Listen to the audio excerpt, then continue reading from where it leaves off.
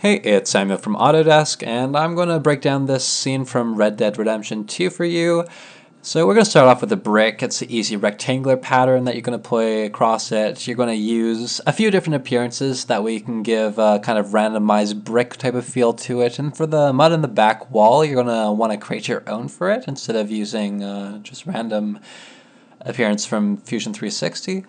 And then for the bars and whatnot, you're going to use the rectangular pattern. Also for the window, make sure you separate into different components. Create your own wood pattern if you want to create a westernized type of feel. And whenever you're doing your own appearances, offset it by half the width and half the height to avoid having lines going through your material.